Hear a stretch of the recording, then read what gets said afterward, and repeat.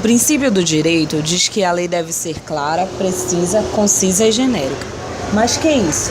Ela deve ser possível, isto é, adequada às necessidades sociais presentes e aos interesses econômicos da coletividade. O ponto de partida para a mais adequada gestão da água no Brasil foi a promulgação da Lei 9.433, que institui a Política Nacional de Recursos Hídricos e cria o Sistema Nacional de Gerenciamento dos Recursos Hídricos. A referida lei introduz princípios, objetivos e instrumentos para a gestão eficiente, efetiva e eficaz da água. Assegurar às futuras gerações a necessária disponibilidade da água em padrões de qualidade adequados aos respectivos usos, promover a utilização racional e integrada dos recursos hídricos com vistas ao desenvolvimento sustentável e garantir a proteção retentiva e defensiva dos recursos hídricos, que constitui os objetivos da Política Nacional de Recursos Hídricos definidos no artigo 2º da Lei 9.433, de 8 de janeiro de 1997.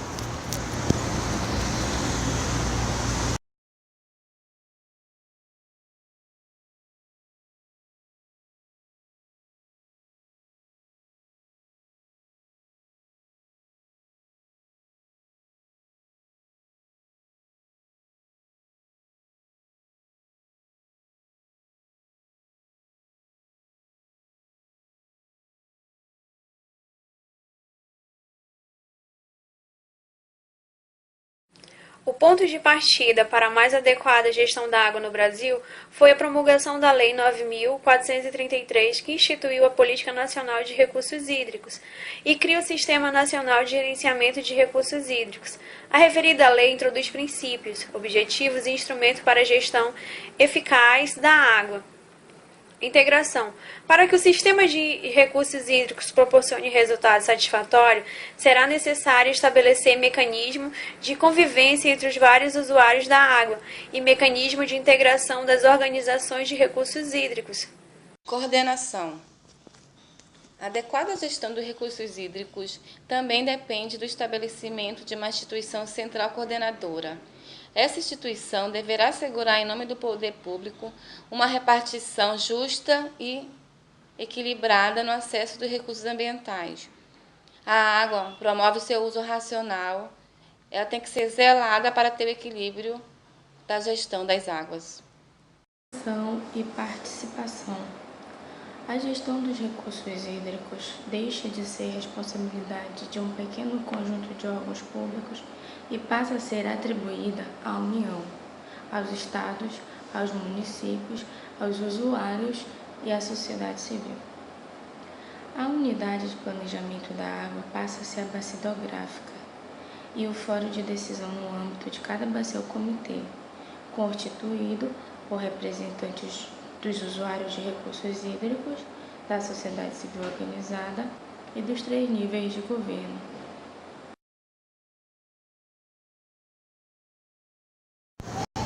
O estado do Amazonas tem uma das maiores bacias hidrográficas do mundo, a Bacia Amazônica, ou Bacia do Rio Amazonas. Está situada em vários países da América do Sul. A bacia hidrográfica do Rio Amazonas é ainda a maior e mais extensa rede hidrográfica do mundo, desde sua nascente nos Andes até a sua foz no Atlântico na região norte do Brasil. Ao entrar no Brasil, recebe seu afluente Rio Javari, próximo à cidade de Tabatinga, recebendo a denominação de Solimões até encontrar o seu afluente Rio Negro, próximo à cidade de Manaus, quando passa a ser chamado de Amazonas. Porém, a maior parte da população usufrui desses recursos hídricos de forma ilegal.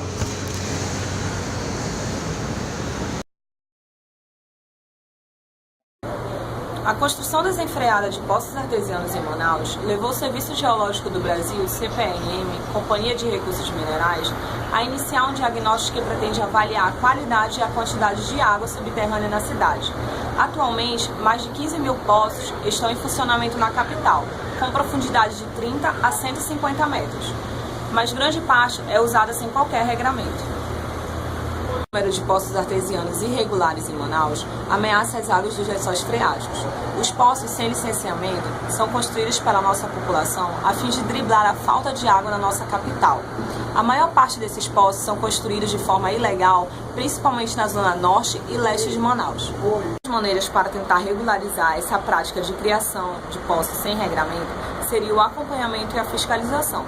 Para isso, o CPRM construiu em Manaus 7 poços artesianos, com profundidade de 80 metros. Neles serão instalados sensores para monitorar a variação de água, ou seja, a subida e descida de água subterrânea.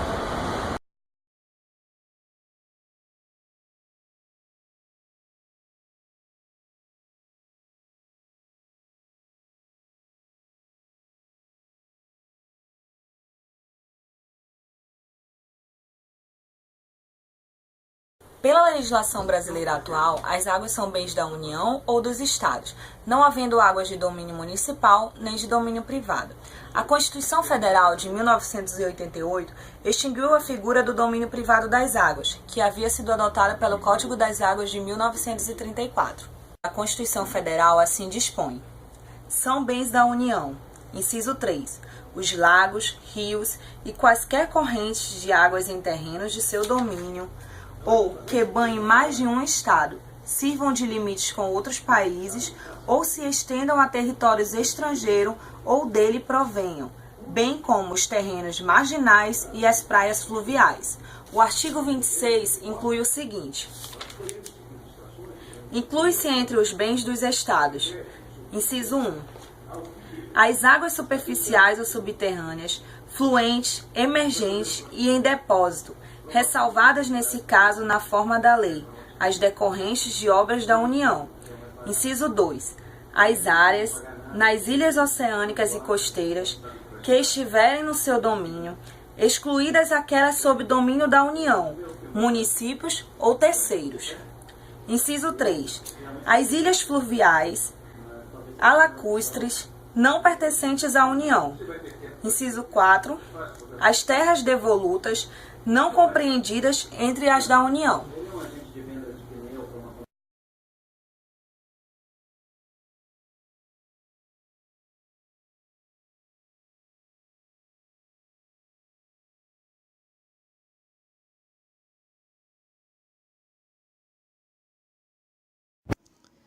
Regularização dos poços artesianos. Primeiro precisamos saber o que é um poço artesiano.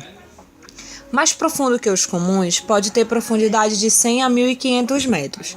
O artesiano tem vazão de água até 1.000 vezes superior que o comum, 2.000 litros em média.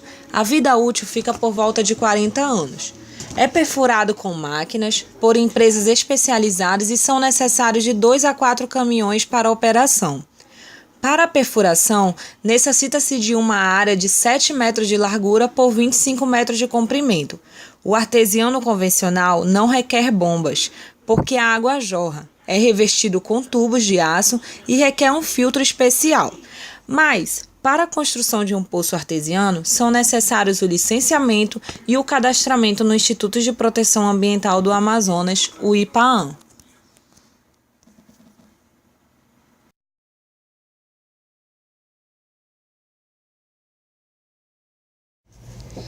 Com a criação do Instituto de Proteção Ambiental, IPAAM, a questão ambiental do Amazonas teve um grande avanço. Por quê? O IPAAM passou a coordenar e executar exclusivamente a política estadual do meio ambiente.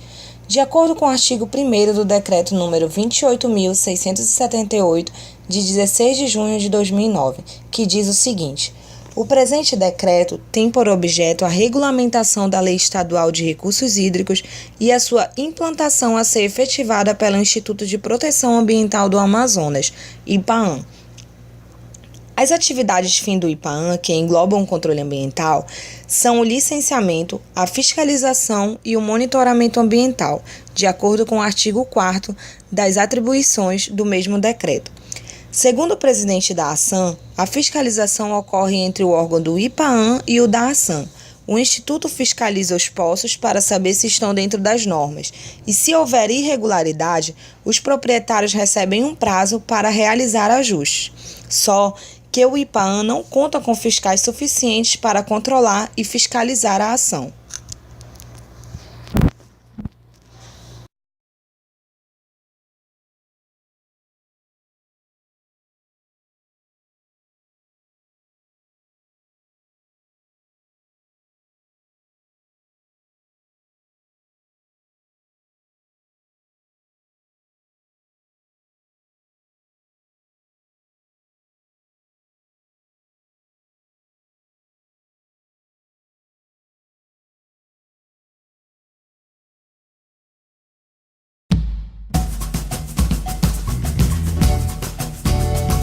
Água é vida, é a riqueza do planeta.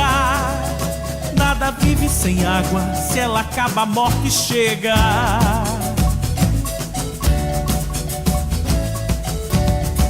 70%, nada vive sem água, se ela acaba a morte chega.